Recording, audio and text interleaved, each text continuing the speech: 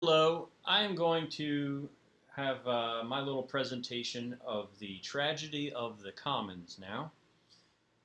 And for this, what we want to envision, try to use your imagination a little bit, please, bear with me. We want to envision a small village in a very remote location. The term is bucolic for like word of the day, like countryside, um, rural, and I prefer to think of it as a remote little village. I like to think of it in like the hills of Scotland. If you've seen any movies set in Scotland, Braveheart is one of my all-time favorites. Cannot recommend it enough. If you can envision that countryside, and for all I know, it's probably actually shot in New Zealand. Who knows? But that kind of a look, just rolling hills with a little village off by itself. And off by itself helps because we don't want to be thinking about trade and stuff like that right now. We want to think about how this little village is going to function internally, okay? And the way things are in this village are the way they've always been. And the staple of the economy for this little village is wool. So these are people that have always historically um, had a process whereby each of these residents owns sheep. And then they let the sheep go out into a common grazing area. And then at harvest time, when it's time to shear the wool, um, each farmer, each person from the village, each household, they go out and they collect their sheep that belong to them. And maybe they're identified by like a tag in their ear, or maybe they're branded, which doesn't seem very nice and wouldn't be easy to find on a sheep because of the wool. But maybe they have a little collar, a little name tag or something. But they go and get their sheep from the common grazing area. They bring them on into their barn or whatever. They shear off the wool, and then they take the wool to market. And this is the way they do it. And this is the way they've always done it. As long as anybody can remember in all the history of this little sheepville village out there by itself, this is what they do. Okay, just for the sake of example. Now, if that's established, let me show you a picture of what you're probably imagining. I'm sure this is exactly as you were imagining, right? There's a little village. All the houses are orange because I have an orange marker. Um, these are the rolling green hills. You can see that, right? It's plain as day.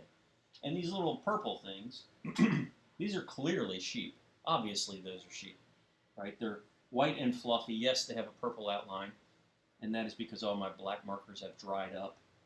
But those are sheep, obviously. Okay. So this hopefully is an illustration of our situation. Okay. And recall, an important part of this is that this area out here is common. It means it's shared by everyone. Okay. And we're talking about a thing called the tragedy of the commons. So, you know, you know how this is going to go, right? As we think through the incentive structure that this arrangement creates. See, in any commodity, the total revenue that you can get for selling it is, always has been, and always will be, total revenue is price times quantity. Okay? If we like symbols, and this is not necessary at this stage to know this, but it is good to know. If you sell lemonade on the side of the road, you sell 10 cups of lemonade for $1 each. How much have you made? $10. What did you just do to figure that out? You said 1 times 10. Price times quantity is always total revenue.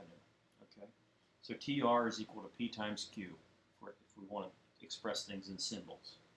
Well, the price that you can get for a commodity is determined by something outside of your control.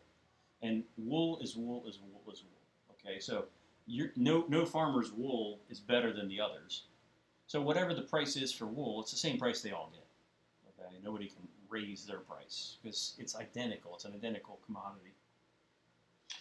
So the way to make more revenue in that arrangement is to, well, if it's price times quantity and price is fixed, how can you raise the TR or the total revenue? You must have to raise the quantity. Okay, so the incentive structure for each of these folks to make more money is necessarily to raise the quantity of wool. So that means that to do that, the incentive structure is to get as many sheep as possible, right? So when I'm face to face, what I like to do is stand at the board and continue drawing my sheep that are, I know, look exactly like sheep, and I just keep drawing, and it becomes a form of torture for the people in the room because, yeah, my sheep don't really look like sheep, and watching me draw something is pretty, I know it's not that exciting. So I just keep on drawing sheep because that is what we would expect to happen given the incentive structure, to have more quantity. More sheep equals more wool equals greater total revenue. Okay, so I'm going to keep adding sheep to this common area, and I know nobody can raise their hand because this is being recorded, but I want you to think about it while I draw the sheep. As I keep adding these sheep, because that's what the incentive structure would predict would happen, what's going to happen? I'm just going to keep fitting them in here while you think about it. I'm adding the sheep to the common area because that is what each farmer pursuing his or her self-interest would be expected to do given this situation. As I'm adding more sheep, what's going to happen? Do you give up? Do you know? I don't know. I can't see your hands. It's not going to work that way, so I'll go ahead and spoil this. As more and more sheep get added to the common area, what's that going to do to the common area? It's going to degrade the common area, right? Because the sheep eat the green rolling grass, and then they poop and pee and leave that mess behind, which can be fertilizer in the short term, but too much of it is damaging in the long term, right?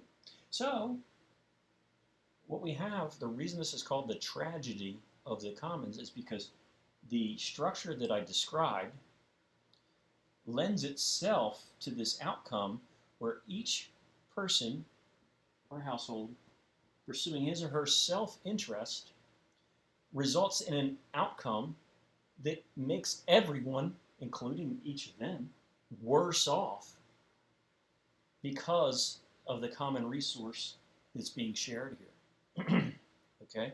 So again, the heart of this, what we would expect to see, given this kind of situation where we have a common resource that is shared, a cost that is shared, but a benefit that is internalized, because each farmer benefits by having more sheep, but the shared cost, the cost is shared because those sheep damage the common area, not something of theirs, right? And so that outcome leads us toward this tragedy where I have a brown marker. The common resource ends up itself being degraded or destroyed or whatever. And so this is, in a nutshell, the tragedy of the commons. And let me just get some more brown on what used to be these green rolling hills to bring it on home. So, actually my brown looks a lot like my orange, but those green rolling hills that used to be fertile and nourishing for these sheep are now brown, which means the sheep aren't getting as much nutrition as they were before each resident pursued his or her self-interest and degraded the common resource, which means now their yield, the wool that they're producing, will be less on average for each of the sheep, right? Because they don't have as much nutrients. So maybe the sheep, maybe some of them are dying. Maybe when harvest time comes, each of these people go out to harvest their wool, and the sheep didn't produce as thick of a coat, as nice of a coat as they used to, because they don't have the vitamins that they used to have, because they don't have as good a nutrition as they used to have. That means that in the pursuit of the greater quantity for each of the parties involved, the outcome would be a lesser quantity for each of the parties involved.